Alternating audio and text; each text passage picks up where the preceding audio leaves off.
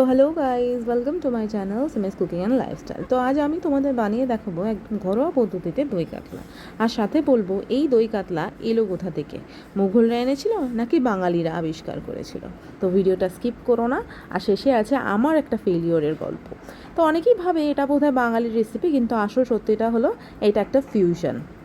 মুঘলের আমলে দিল্লিতে, লখনৌতে দই দিয়ে মাছ মাংস রান্না করা চলছিল, ওটাকে বলতো মাছের কালিয়া বা দো পেঁয়াজা। তারপর মুঘলরা বাংলায় এলো, বাঙালি ঠাকুমা দিদিমারা সেই রেসিপিটাকে নিজের মতো করে বানিয়ে দিল। ব্যাস, কি দিল? সর্ষের তেল দিল, কেউ পাঁচফোড়ন দিল, কেউ কাঁচা লঙ্কার টক দই দিল, দিয়ে তৈরি হয়ে গেল আমাদের বাঙালি স্টাইলের দই কাতলা। তো তোমরা শুরুতেই দেখে নিয়েছো আমি 6 পিস কাতলা মাছ নিয়েছিলাম এবং তাতে নুন হলুদ ম্যারিনেট করে 10 মিনিট রেখে দিয়েছিলাম। এবার কড়াই গরম করে তাতে দেবো বেশ কিছুটা সর্ষের তেল। তেলটা ভালো করে গরম হয়ে গেলে মাছগুলো একে একে দিয়ে এপিট ওপিট ভালো করে লাল লাল করে ভেজে তুলে নেব। তো দেখো, মাছ ভাজার একটা টিপস আমি দিয়ে দিই। এটা হচ্ছে কি, মাছ একবার উল্টে দিলে আর নাড়াচাড়া করা যাবে না, তাহলে কি হবে, মাছ ভেঙে যেতে পারে। তো এবার ওই একই তেলে ফোড়ন দিলাম, দারচিনি, তেজপাতা আর একটা শুকনো লঙ্কা দিয়েছিলাম।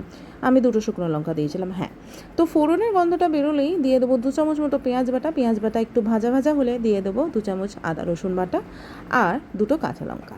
ভালো করে কষিয়ে নিয়ে তারপর দিয়ে দেবো টমেটো পিউরি আর স্বাদ মতো নুন দিয়ে মশলাটা যতক্ষণ না তেল ছাড়ছে ভালো করে কষাতে থাকবো। আর বাঙালি মানে তো মাছ ভাত, কিন্তু দই কাতলা স্পেশাল কেন? কারণ এর মধ্যে আছে টক ঝাল মিষ্টি সব। তো দই, টক, কাঁচা লঙ্কার ঝাল আর কাতলা মাছের হালকা মিষ্টি স্বাদ আর গরম গরম ভাতের সঙ্গে উফ, দারুণ। তাই পুজো, জন্মদিন, গেস্ট আসা সবেতেই দই কাতলা মাস্ট। আমি এখানে কিন্তু একটু গোলমরিচ গুঁড়োও ব্যবহার করেছি। মশলা কষে এলে এবার দিয়ে দেবো 2 চামচ মতো হলুদ গুঁড়ো আর 1 চামচ মতো ধনে জিরে গুঁড়ো। আর একটু কষে নিলে সবচেয়ে ইম্পর্টেন্ট জিনিস, সেটা হচ্ছে ফ্যাটানো টক দই।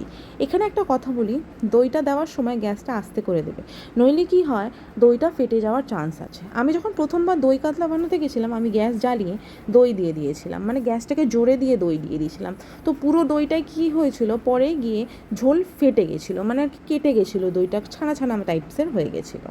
পুরো দইটা কী হলো, ফেটে গিয়ে ঝোলটাও কেটে গিয়েছিল, সেদিন আর ওইটা খাওয়া হয়নি। তাই ভুলটা তোমরা করো না, গ্যাস কমিয়ে দইটা দিয়ে ভালো করে ঝোলের জন্য ফুটিয়ে নিও। তো ঝোল ফুটে উঠলে আমি এখানে আলু দিয়ে দিলাম। আলুটা অপশনাল, তোমরা চাইলে দিতে পারো, নাও দিতে পারো। আমার বাড়ির লোক, মানে বাড়ির সবাই আর কি, আলু মাছের সাথে খেতে পছন্দ করে, তাই জন্যই দিলাম। তো আলু সিদ্ধ হয়ে গেলে ভেজে রাখা মাছগুলো আস্তে আস্তে করে দিয়ে দেবো। দিয়ে 5 মিনিট মতো ঢাকা দিয়ে ফুটিয়ে নিলেই তৈরি। তো সবশেষে উপর থেকে একটু ধনেপাতা কুচি ছড়িয়ে দিয়ে গ্যাস বন্ধ করে দিলাম। তো এইভাবেই আমাদের দই কাতলা তৈরি। আর এই যে দেখো, গরম গরম ঘরোয়া পদ্ধতিতে বানানো দই কাতলা একদম রেডি। তো দইয়ের টক, মশলার ঝাল আর কাতলা মাছের স্বাদ তিনটে মিলে একদম জমে যাবে। কেমন লাগলো আজকের রেসিপিটা কমেন্টে জানিও। যদি ভালো লাগে তাহলে লাইক, শেয়ার আর চ্যানেলটি সাবস্ক্রাইব করে পাশে থাকতে ভুলবে না। পরের ভিডিওতে আবার কোনো একটা নতুন রেসিপি নিয়ে আসছি। ততক্ষণ ভালো থাকো, সুস্থ থাকো।